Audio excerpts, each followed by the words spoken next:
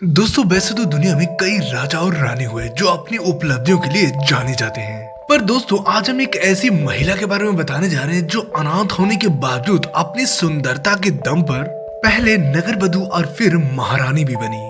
दोस्तों हम बात करें दुनिया की सबसे खूबसूरत महिला आम्रपाली की, जो कि एक या दो पुरुषों की नहीं बल्कि पूरे नगर की बधू थी। दरअसल हर स्त्री की इच्छा होती है कि वो सबसे खूबसूरत हो, पर आम्रपाली की यही खूबसूरती शायद उसके लिए अभिशाप बन गई थी।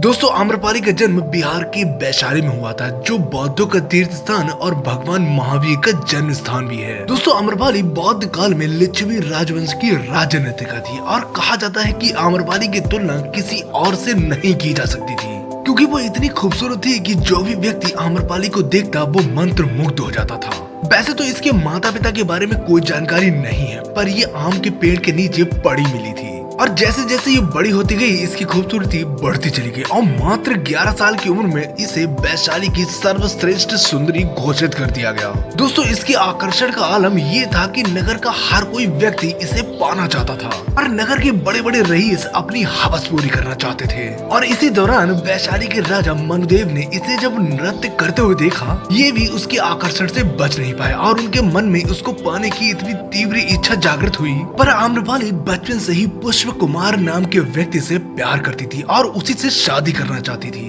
पर साजिशों के चलते राजा मनुदेव ने उसे शादी के दिन ही मरवा दिया और आधिकारिक घोषणा कर आम्रपाली को नगर वधु घोषित कर दिया। दरअसल उस समय वैशाली में एक प्रथा थी कि नगर की सबसे खूबसूरत लड़की एक पुरुष से शादी करने के बजाय खुद को नगर के पुरुषों की खुशी के लिए समर्पित कर देती थी। इससे वैशाली के लोग तो खुश हो गए, पर आम्रपाली अपनी ही सुंदरता के शिकार बन चुकी थी।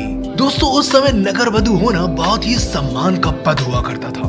आम्रपाली को वो सब सुख सुविधाएं दी गई जो एक रानी को दी जाती थी। दोस्तों उस समय मगध और वैशाली के बीच शत्रुता चल रही थी और मगध के राजा बिंबिसार को जब आम्रपाली के बारे में पता चला तो उन्होंने वैशाली पर आक्रमण कर दिया और जब उनकी मुलाकात आम्रपाली से हुई तो वो उसे देखकर उसके प्यार में पागल हो गए। उन्होंने आम्रपाली से विवाह का प्रस्ताव रखा और मगध चलने को कहा, पर आम्रपाली ने शर्त रखी कि अगर वो युद्ध रोक दे तो वो विवाह कर सकती है, पर विवाह के बाद वो मगध नहीं जा सकती क्योंकि वैशाली के लोग ये नहीं चाहेंगे। इस तरह बिंबिसार की आम्रपाली के साथ संबंध भी बने और बाद में आम्रपाली ने उसके एक लड़के को जन्म भी दिया। दोस्तों आम्रपाली की खूबसूरती का जलवा यही नहीं रुका। दोस्तों राजा बिंबिसार ने लगभग 500 शादियां की, जिसमें एक रानी कौशला देवी थी जिनका एक पुत्र अजात शत्रु था, जो कि आगे चलकर मगध का राजा बना। ये भी किशोरावस्था में आम्रपाली का दीवाना हो गया था और इसने राजा बनने के बाद आम्रपाली से संबंध बनाने का प्रस्ताव रखा, पर वो रिश्ते में उसकी सौतेली माँ लगती थी, जिस कारण आम्रपाली ने उसे इनकार कर दिया। पर अजात शत्रु ने उसे बंदी बना लिया और जब तक आम्रपाली से शारीरिक संबंध नहीं बना लिए तब तक उसे आजाद नहीं किया।